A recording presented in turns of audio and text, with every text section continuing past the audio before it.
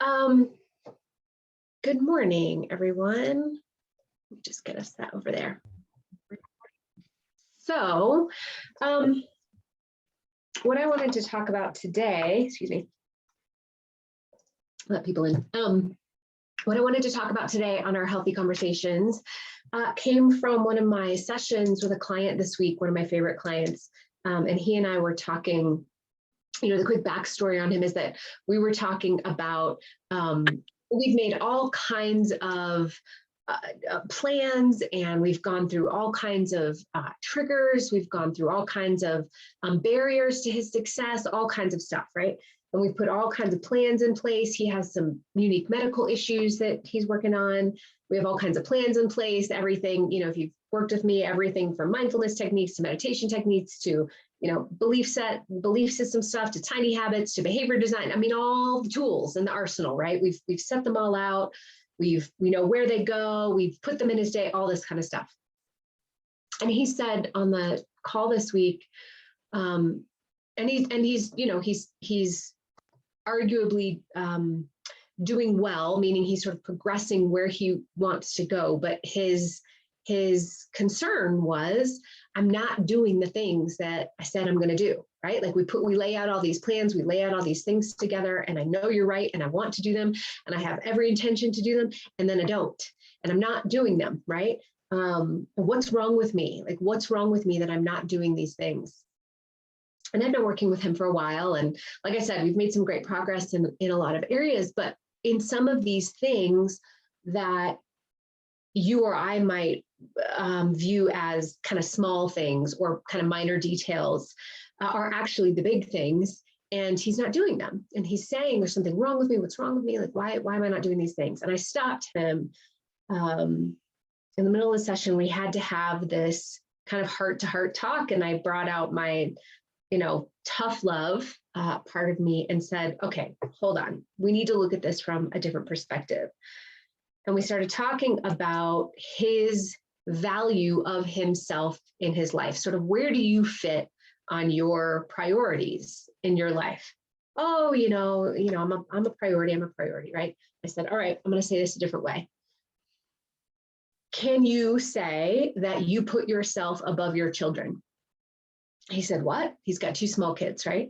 He said, what? Above my children? And I said, yes, above your children. You, and then your babies, children. They're not babies, because that's a different sort of time in our life, but young children, very, very young children, preschool and kindergarten. Does it go you, and then your babies, and then your spouse, and then your job? No. My children come first, right? And I said, no, they don't. And it was a profound moment for, both of us really, because, there was a part of me that went, okay, we needed to have done some work around your priorities and where you are, where you lie in the list of your priorities kind of earlier on. We would have caught this sooner. And if it's not children, replace it with something else. What I'm here to say is that when you are trying to change behavior, when you're trying to get yourself to do or be somebody different, you have to, I'm going to make the argument that you should always be at the top of your priority list. But if you want to successfully change who you are and successfully engage in behaviors repetitively, consistently, so that they become second nature, it is imperative that you move yourself to the top of your priority list. And I don't have a research study to back it up, but I do have a lot of anecdotal evidence to say people who struggle a lot with their weight, shape, and size also have a tendency to put themselves further down on their priority list. People come before them, right? Their spouses come before them, their work comes before them, their children come before them, their dogs come before them, right? Their patient, I work with a lot of nurses, their patients come before them, right? And we think that it's a sort of a valiant or a loving thing to do to give to others, right? And, when he and I were talking and having this conversation, he said, is that the way it is for you? I said, absolutely. I said, and my daughter knows it, right? When my daughter, who's 9, when my daughter and I talk about silly things, and she'll say, I'm the most important to you, mommy. And I'll laugh and say, yes, you are. She'll say, no, you are the most important to you, mommy. And I'll say, yes, you're right. And she knows that I come first and then everybody else around me, because it's my job to teach her to come first. And how am I going to teach her how to come first if I keep telling her that she comes first to me? All that does is teach her that people come in front of her, people that she loves, her children, somebody comes in front of her. And my job is to teach her that she comes first. And in order to do that, I have to come first. Now, I don't want to get too far off on this sort of philosophical tangent, but and this is not just for kids. I'm using kids as an example because that's how he and I got into that conversation. But even if you don't have kids, if you have pets, if you have a job, if you have people that you take care of, if you have friends, if you're a nurse, if you have parents that you're taking care of, whatever, we tend to believe that we're being a loving partner, member of society, contributing member, whatever, by putting our needs down on the totem pole. And what I'm going to tell you is, and here's how this plays out, right? Because the reason why I brought that up to him is, do you come first? Because I said, do you ever forget to pick your kids up from school? Well, no, I don't. Do you ever forget to be at the meeting with with your important client? No, of course not. Do you ever forget to, whatever commitment that you've made to somebody else, do you ever forget to be there? No, of course not. I'm always there, right?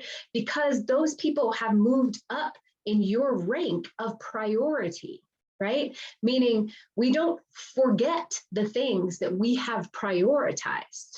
And so, his argument to me was like, I'm just forgetting. I don't know, it doesn't happen. I'm forgetting it because you are not your top priority that day.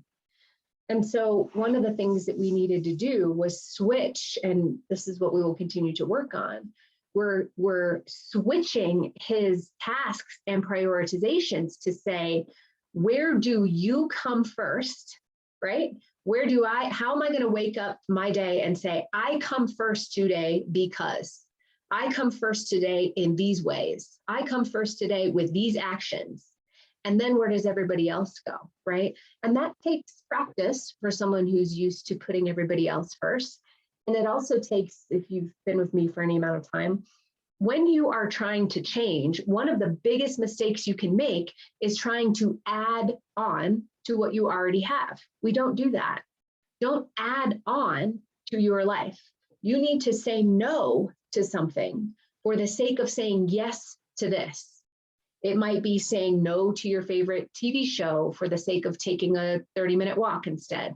It might be saying no to staying up late and scrolling on your iPad so that you can get to sleep earlier, so you can get up earlier. It might be saying no to buying your favorite ice cream that sits in your freezer and stares at you every time you open it up, whatever it is. But remember, you are saying no to something to make space for what it is that you want to bring into your life. That's the thing that we do, is we just pile on. We say, oh, great, now I'm going to add a workout, and I'm going to add my meditation, and I'm going to add my gratitude list. I'm going to add. It doesn't work that way, because your brain is used to homeostasis and the things that you do all day long, right?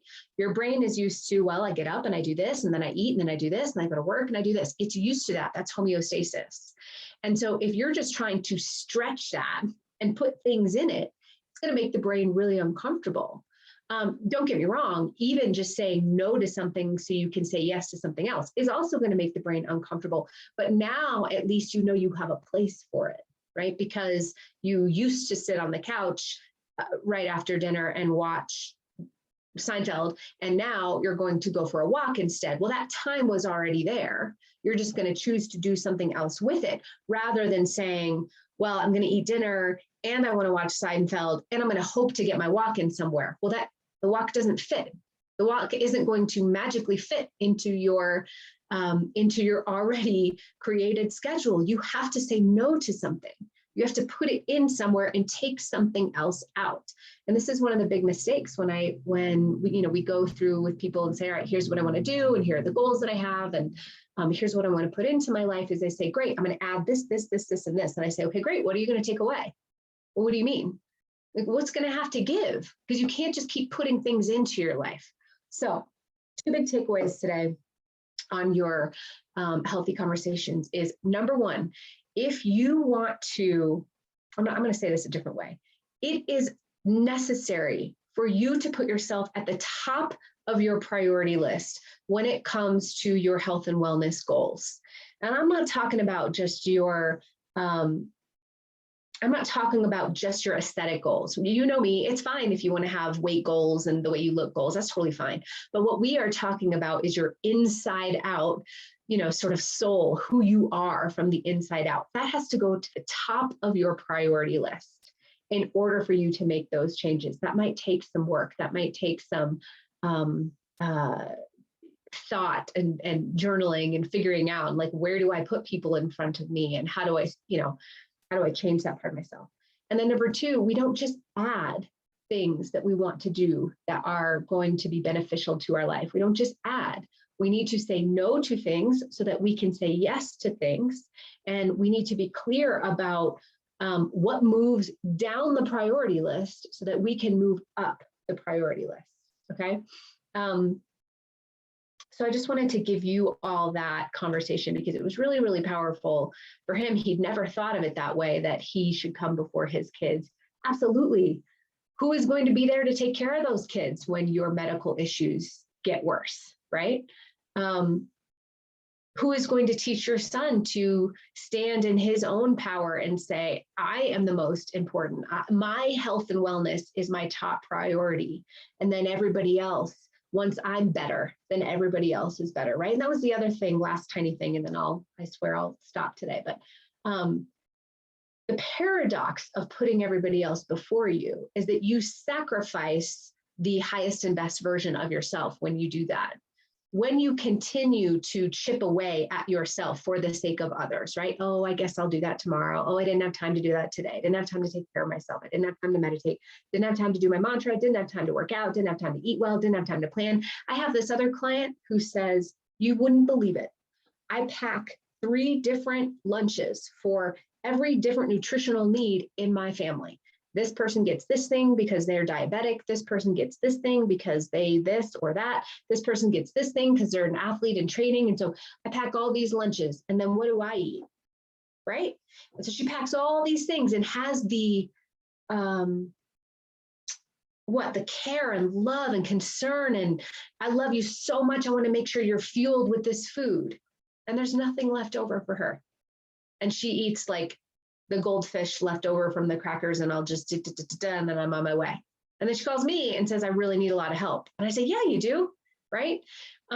So what I'm saying is, you are better. Everyone below you is better when you are performing at your highest and best self. When you are when you're feeling your highest and best, most empowered, most confident, most aligned, most alive, when you're being the person you want to become, everybody benefits. Everybody around you benefits, right?